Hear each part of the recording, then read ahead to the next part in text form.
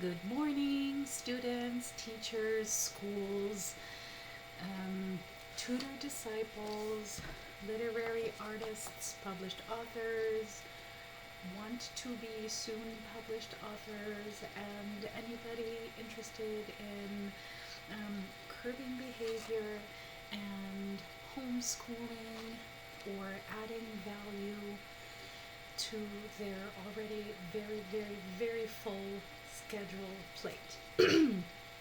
Keeping this chapter is from the Today's Teacher Aid, an introduction to the classroom and the children, and honestly, I've memorized the entire book and it is totally applicable to adults, although for adults it takes a lot longer to um, to be involved with hypnosis and coaching in order to change a behavior. A word about normative scales. It is important for anyone who works with children in some professional or paraprofessional capacity to know a little something about child development. We want you to realize that children follow a sequence of development. Even negative traits such as stubbornness or saying no are normal and can be expected to appear and then begin to disappear at specific ages.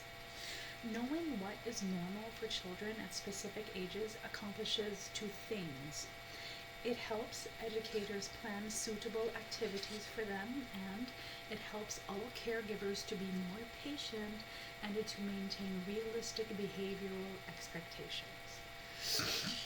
Many child psychology textbooks offer what are termed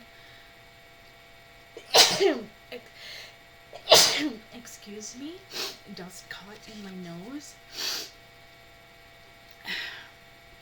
Normative scales listing traits in several categories for specific ages from birth to teenage years. Sometimes the specified times are as specific as 10 months or months 16 to 18.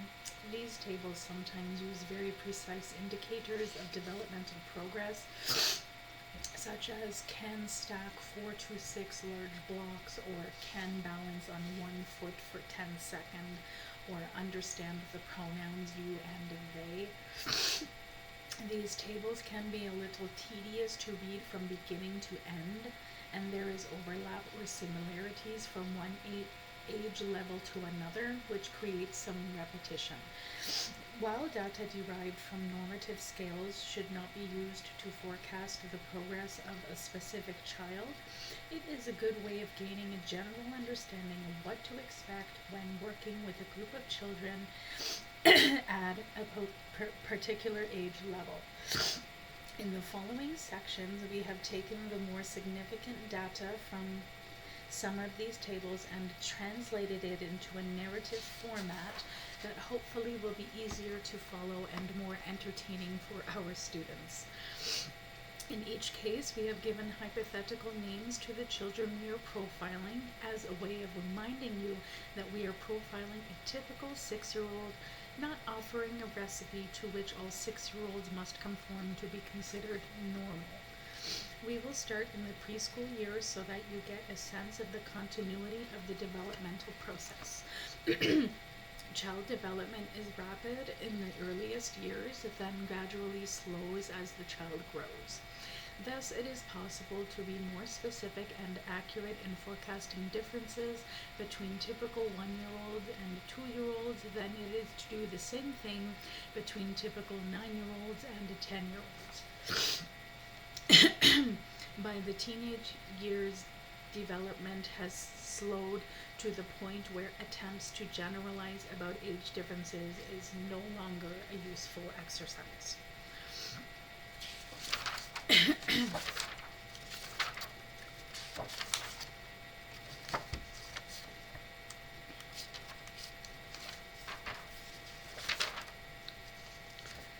Okay, and this was read aloud out of the part 2, It's All About the Kids. You'll have to use humor and non-judgmental discretion when referring to kids from an adult's point of view. Okay, self-esteem detractors. We have discussed positive behaviors you can plan and practice to help build self-esteem. However, it is just as important that you recognize some negative actions that can quickly tear down part of what you were building in terms of student self-confidence. Most of the items on the following list are not things you would do intentionally or with premeditation. However, you should be aware of the danger of slipping into these negative behaviors and guard against them. Avoid embarrassing or humiliating a student in front of others. Sometimes it will be inevitable that a student's mistakes will be observed by other children. Don't let children overhear you discussing them with the teacher, with parents, or in front of other children. Do not show favoritism. It is inevitable that you will be drawn more to some children than others, and it is not hard to like someone who is cooperative and appreciative more than someone who is making your day more difficult or miserable. However, you have a duty not to let your preferences or affections for a particular student show. Don't make your points with students by comparing them to other students. Don't praise a student in front of the class as a way of trying to influence or indirectly reprimand the rest of the class. Don't brush off a student in need because you're too busy to listen. If now is not a good moment, offer another opportunity, then follow up on your offer. Example, today is Tuesday, it's the first day back to school, and a noon hour supervised position. Today won't be a good day to discuss any hard or tough feelings which happened over the weekend. However, on Saturday we will have a session to talk about feelings and give hugs and have a therapy session. Avoid insincere praise or flattery. Try to find the good in things, but don't invent good where it doesn't exist. There are other ways to be positive. Sometimes something a student produces may be better described as a great effort rather than as a great achievement. Students want to earn genuine recognition. Don't hold grudges. Students need to be able to move on from their behavioral mistakes. Your attitude must be, that was then and this is now. Accept apologies and move on. Don't frustrate a child's first budding efforts at changing or improving. Ways of showing approval. How can you maintain an ongoing spirit of praise and encouragement without starting to sound phony or insincere? Listed below are some guidelines. Education. Find the good in something and mention it. Praise effort as well as results. If a student turns in work that is not up to his usual standard, begin your observation by praising the student's track record of previous successes.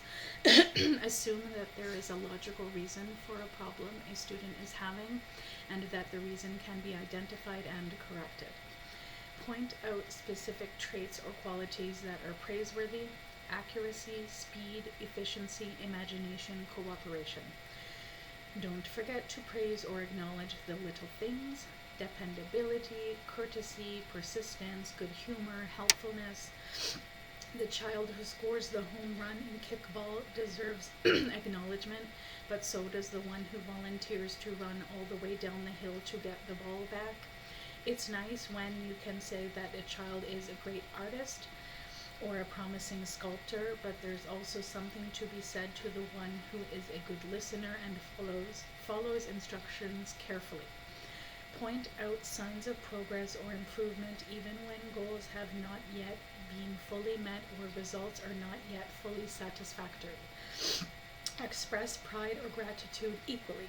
Don't tell one student, "I'm proud of you," while only muttering "good job" to another student with an identical achievement. Get in the habit of using brief, peppy expressions of appreciation for routine acknowledgement of good work, phrases like way to go, now you've got it, nicely done, keep up the good work, good job, I knew you could do it. These expressions are good for routine acknowledgement of performance because they aren't so full of superlatives that they seem insincere. Save the real superlatives like terrific or this is the best you've ever done for higher levels of achievement so they will continue to hold meaning. Fostering self-esteem and showing approval. You can do it. Some students do well in school. They may get high marks. They may be popular with other students. Others lag behind.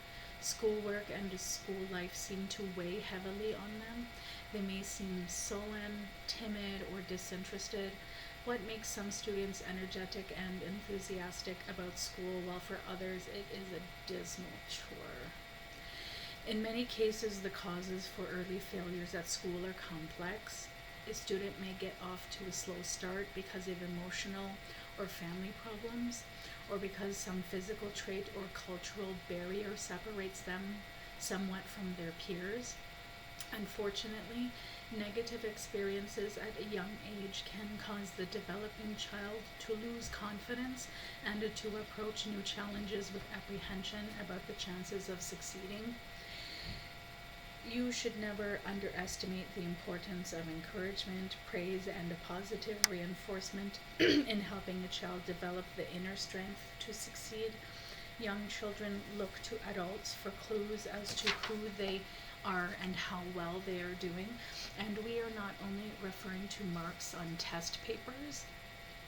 Children are extremely sensitive to gestures and tones, to critical comments, and to expressions of disappointment in the important adults in their lives, which they may misinterpret as signs of dislike or rejection.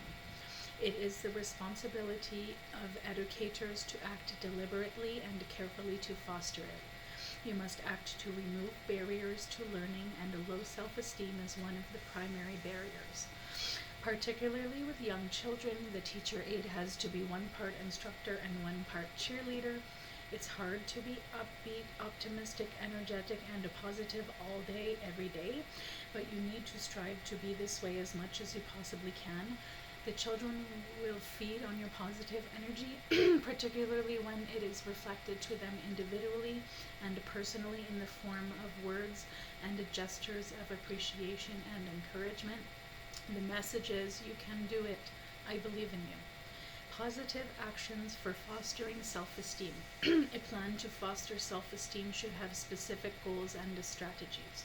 You must be aware of things that contribute to fostering self-esteem and those that detract from that process. Let's start with the positive things you can do. Show an interest in students as individuals. Get to know them as individuals. Show them that you have noticed them as individuals by reflecting back the things they tell you about themselves, and remembering their likes, achievements, and the key events in their lives that they tell you about. Listen and remember, and let the children see that you are doing both. Encourage students to discuss their feelings with you. Students are often more willing to confide in a teacher aide than a teacher. So this gives you a unique and valuable opportunity to find out what is troubling them or holding them back. Listen with empathy and without judgment. Take every question a student asks seriously and treat it with dignity and respect. There are no stupid questions. Keep your answers as positive as you can. Don't be dismissive. Make the first move when a student seems to be having a problem. Don't always wait for them to come to you. Your first approach should be gentle and non-threatening. Make it clear that you are not demanding an explanation, but that you are there and you are interested. Seek out shy students and gently draw them toward you and toward the group. Don't do this in a pushy way or one likely to embarrass the student in front of peers. However, don't let someone languish in the corner or drift behind the pack. Some students need more encouragement and attention than others. Treat all students equally and demonstrate interest and tolerance for them all. If a student has some trait that sets him apart or makes him more difficult to work with, don't let that become a barrier. The more difficulty a student has fitting in, the more responsibility you have to help that person try to do so. Demonstrate confidence by letting students try things, even if they will sometimes fail. You should never let a student place himself in physical danger, but there are other times when students need to be willing to take reasonable risks. Try to find something good to say. Students rarely produce something that is a total failure. For example, if a young child has produced a picture that is full of bright color but shows objects out of perspective and proportion to one another, you might say, "I love your use of color here. Now let's work on the size of the things you draw so that they go together a little better. Here's what I mean. When a student does fail at something, make a distinction between a failed action and a failed person. Make it clear that failing is part of learning and that the important thing is to learn from the mistake. Always express confidence that the student can and will eventually learn how to perform the skill or task successfully."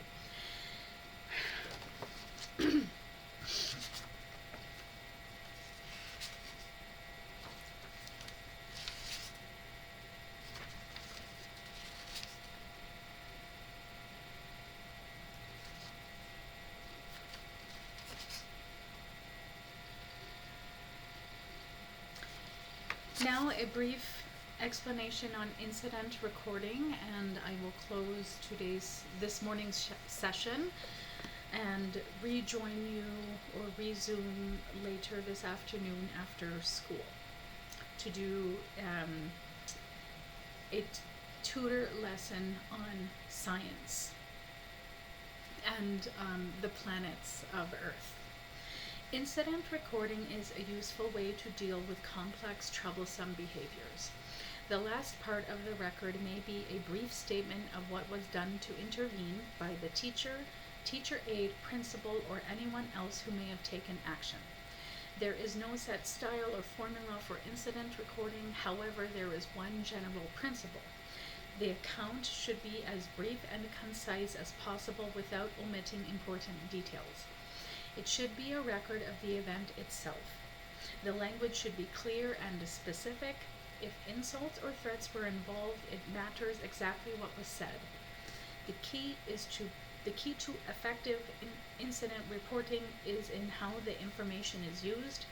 If a study is being made of several similar events over time, the details that are recorded may show some patterns that will enable future behavior to be predicted. It may also be significant to compare incidents over time to see whether or not disciplinary policies or interventions appear to be having any effect.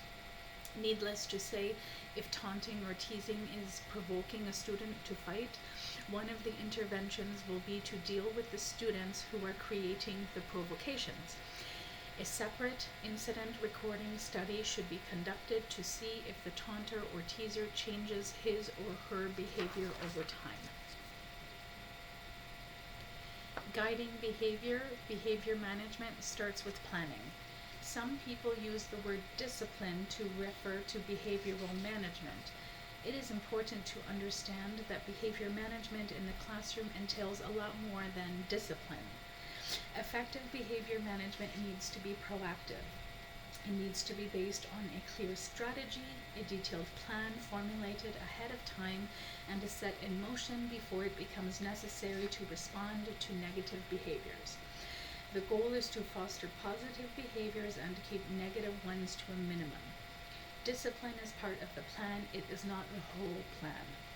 The goals of behavior management are to help students learn and grow as effective social beings, and to keep the classroom orderly and a good atmosphere for teaching and learning. Both goals must be maintained simultaneously. However, the behavior management strategies needs to be practical and it needs to fit in smoothly with the day-to-day teaching activity. It cannot become the main thing you were doing, drawing all else to a halt for prolonged interruptions. In a well-managed classroom, several benefits can be observed on a consistent basis. Students are motivated to learn and able to learn. Students know what is expected of them, and more often than not, they perform and behave as expected. Wasted time, confusion, and disruption are kept to a minimum. Students work together, share, and develop a sense of pride in their individual and collective achievements. They are more self-disciplined and better able to handle feelings of anger, frustration, and disappointment. Teachers and teacher aides are able to spend a maximum amount of time teaching and guiding students in achieving the goals of the curriculum, with a minimum amount of time responding to behavioral problems.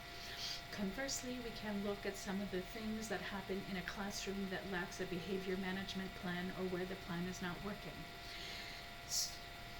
Students fail to make satisfactory academic progress, or that progress is only evidenced in a small number of the more confident achievers. Students display aggression or anger more frequently. Students tend to hide their mistakes and become sneaky. Some may take out their frustration by establishing a cat and mouse contest of rule violations. Students who are failing to achieve satisfactory performance may feel humiliated. It should be noted that these symptoms of unsuccessful behavior management are also the symptoms of a program dominated by harsh and negative discipline. The more frequently and severely a student is punished, the more likely he or she is to display the negative traits we have just mentioned.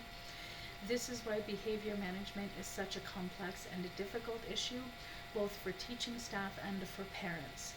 Only a plan that is measured, positive, and implemented rationally and skillfully has a good chance of genuine success.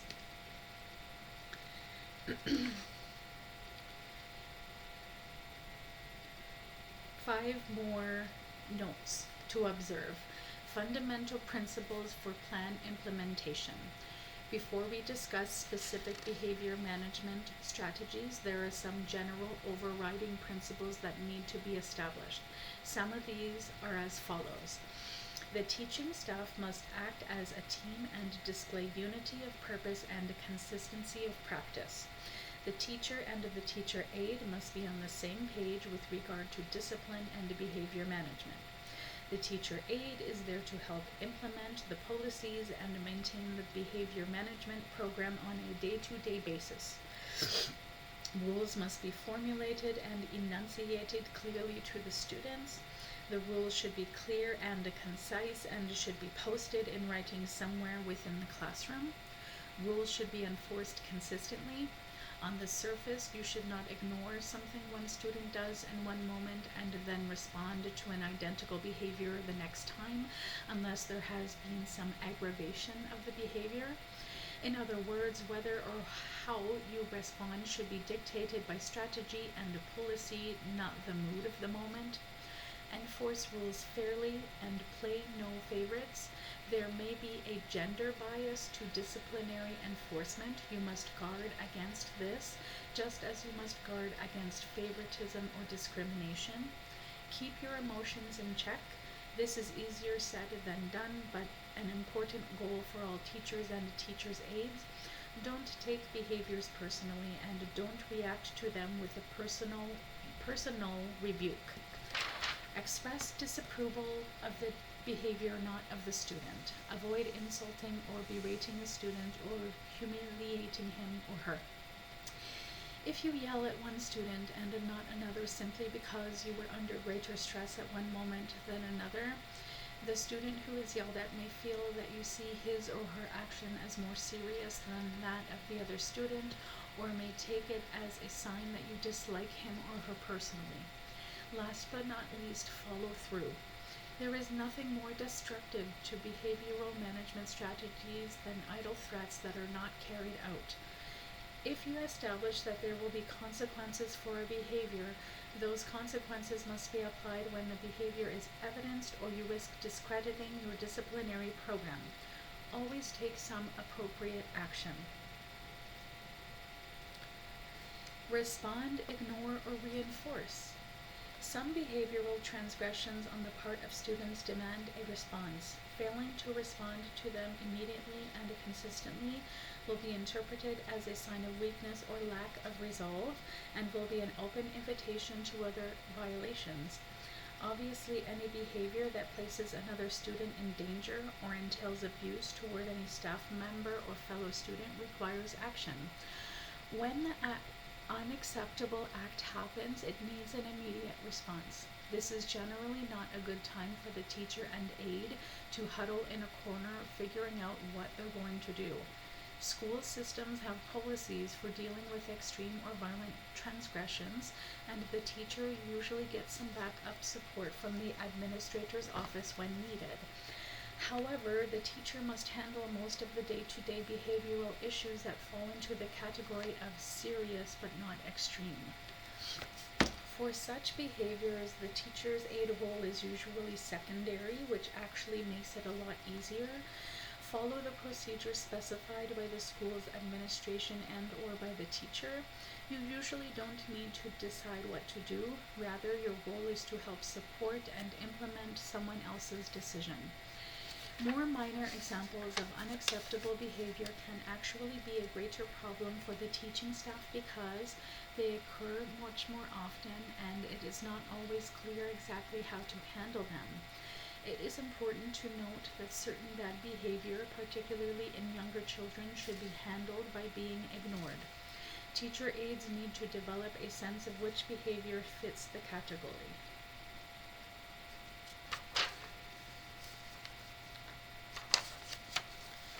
This afternoon, I will record more about ignoring negative behaviors, sanctions, a note about timeout, reinforcement,